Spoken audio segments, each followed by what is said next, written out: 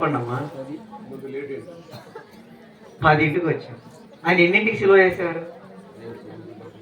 ఉదయం 9 నుంచి మళ్ళా మధ్యాహ్నం 3 గంటల వరకు, 3 గంటల కొరకు కూడా అన్న అక్కడ రాయబడింది. కానీ ఈ రోజైన దేవుని ఆయన మన కొరకు సిలువ వేసుకొని ఉన్నాడు కదా, ఆ సిలువను గురించిన వార్తను మనం ఏం చేయాలి? వినాలి. వాటిని ఇక్కడ నుంచి మోసుకొని పోదుము గాక. ఆమె చూద్దామా? యోహాను సువార్త 19:30. యేసు ఆ చిరకను పుచ్చుకొని సమాప్తమైనదని చెప్పి తల వంచి ఆత్మను అప్పగించెను. అంటే ఆయన చేసిన ప్రతిదీ అన్నీ అయిపోయినాయి అని ఏం చేశాడు? తల వంచి ఆత్మను అప్పగించాడు. ఇప్పుడు మనం అనుకుంటాము, మా యొక్క ఇంట్లో మా పిల్లవాడికి అన్నీ కట్టేశాం, ఇంకా ఏది కొదువు లేదు, అన్నీ ముగించుకొని ఖాళీగా కూకున్నామని అంటారు. అంటే నేను మీకు ఉదాహరణ చెప్తా ఉన్నా. అంటే యేసు ప్రభు అన్నీ ముగించుకొని అన్నిటినీ సమకూర్చుకొని వాటిని ఏం చేశాడు? అన్ని సమర్పము అయినది అని దగ్గరగా కేక వేశాడు. ఇప్పుడు ఆయన మాటలు వింటున్న ఆయన స్తుతిస్తున్న మనం ఏం చేయాలి? రెడీగా ఉండాలి. ఉన్నారా సిద్ధంగా? సమాపం. ఒకవేళ ఇప్పుడే కానీ ఈ మధ్యాహ్నం కాలంలో ఈ కొండ మీద మనం ప్రసంగం వింటున్న మన అందరము ప్రభు కానీ వస్తే ఆయన అక్కడ అన్ని సమకూర్చాడు. మనం సమకూర్చుకున్నారా? అన్ని రెడీగా ఉన్నారా? రెడీగా ఉన్నామని చెప్తుంది. ఇప్పుడు మనం ఎక్కడికన్నా వెళ్ళాలంటే, మనము ఏదన్నా ప్రయాణం చేయాలంటే రెడీ అవుతామా లేదా? చెప్పండి అమ్మా. ఇప్పుడు పెట్టారులే, అంతకుముందు ఏం చేస్తారు? అన్ని రెడీ కావాలి. ఇప్పుడు రెడీగా ఉండాలి. ఇప్పుడు రెడీగా ఉన్న వారు ఎంతమంది చేతులు ఎత్తండి. నేను చిత్తపడి ఉన్నానయ్యా, దేవుడు నా కొరకు అన్ని సమకూర్చాడు అన్నవారు ఏంటి తప్ప ఎత్రా?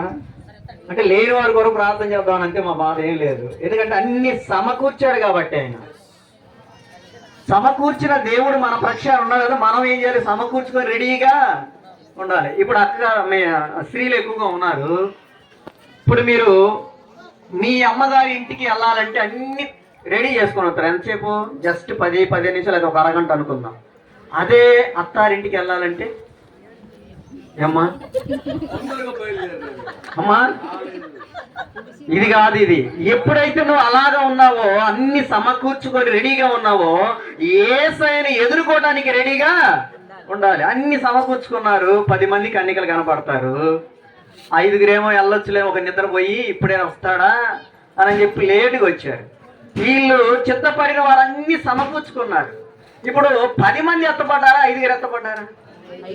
5గురు మాత్రమే ఎత్తపడ్డారు. ఎందుకని? వారికి ఏముంది? అన్నిటినీ చిత్తపరుచుకున్నారు. అంటే చిత్తపడ్డారు, రెడీగా ఉన్నారు, అన్ని సమకూర్చేశారు అనమాట. అలా సమకూర్చి ముందుకు వెళ్తురుగాక. ఆమె రెండోదిగా చూద్దాం. కొన్ని రిఫరెన్స్లు చెప్తాను, మీరు రాసుకోండి. ఆదికాండము 2వ అధ్యాయం 1 చూద్దాం. ఆదికాండము 2వ అధ్యాయము 1. ఎవరైనా రాసుకునేవారంటే రాసుకోండి, మీ ఈసారి చెప్పుకోవడానికి బాగుంటుంది. ఆకాశమును భూమియు వాటితో ఉన్న సమస్త సమూహమును సంపూర్తి చేయబడు. అన్ని సమకూర్చాడనమాట. ఆకాశమును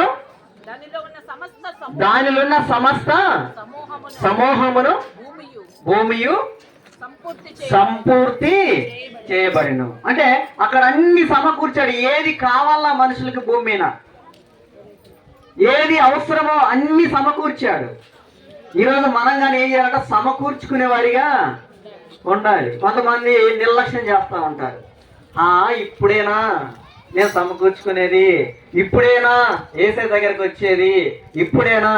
మేము ఒకప్పుడు అలా అన్న వాళ్ళమే.